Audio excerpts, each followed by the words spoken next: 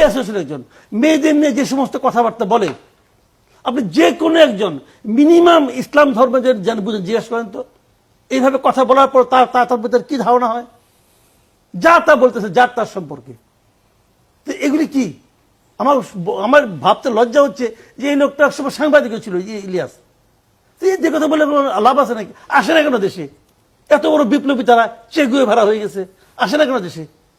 আসুক, আমি তাদেরকে ওপেন চ্যালেঞ্জ করি, আমার সঙ্গে বসুক, ইলিয়াস বসুক, পিনাকি বসুক, দুইজনে একসঙ্গে বসুক, ওপেন চ্যালেঞ্জ আমার, বসুক আমার সঙ্গে, দেখেন তারা লজিক দিয়ে পারে কিনা।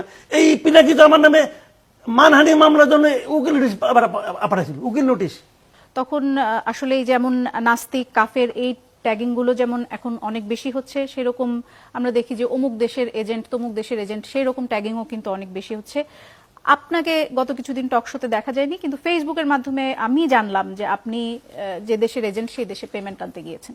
এই বিষয়ে আপনি যে দেশে গিয়েছিলেন সেই দেশের ছবি দিয়ে, আপনার ব্যক্তিগত ভ্রমণের ছবি দিয়ে সেটি বলা হয়েছে যে উনি যে দেশের এজেন্ট সেখানে উনি পেমেন্ট আনতে গিয়েছেন। ফেসবুকে একজন ইউটিউবার, আমি নাম না বলি এখানে, নাম বলেন, আমি নাম না বলি, আমার ধারণা আপনি নাম জানেন। আমি নাম জানি কিন্তু আপনি বলেন না, আপনি বলতে লজ্জা পাচ্ছেন কেন? না, আমি লজ্জা পাচ্ছি না। পিনাকি ভট্টাচার্য দিয়েছেন। পিনাকি ভট্টাচার্য, পিনাকি ভট্টাচার্য কোথায় থাকে? ফ্রান্সে থাকে। ফ্রান্সে কিভাবে গেল? ইন্ডিয়া থেকে গেছে। ইন্ডিয়া কিভাবে গেল? এখান থেকে চোরাই পথে গেছে। তো চোরাই পথে ইন্ডিয়া গেল, তার কোনো ইমিগ্রেশন সিল ছিল? সিল ছিল না। তো সিল না থাকলে ইন্ডিয়া থেকে পার হয়ে ব্যাংকক কিভাবে গেল? তার মানে ইন্ডিয়ার কোনো এজেন্সি তাকে হেল্প করছে। তার মানে ইন্ডিয়ায় তার প্রচুর লোকজন আছে, কে কোথায় যায় না যায় সে সঙ্গে সঙ্গে বুঝতে পারে। আমাকে বুঝতে পারছে। হ্যাঁ, আমি এখন কাহিনী বলি।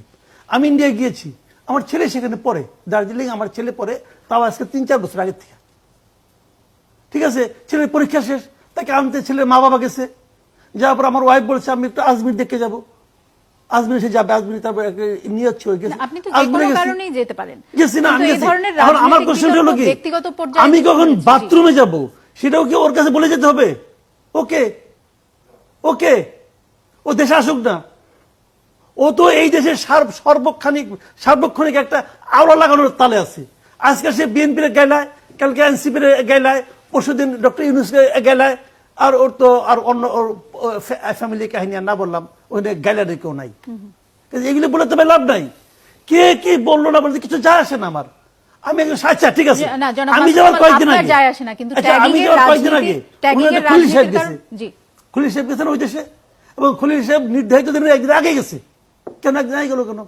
টাকা আনতে গেছে, টাকা আনতে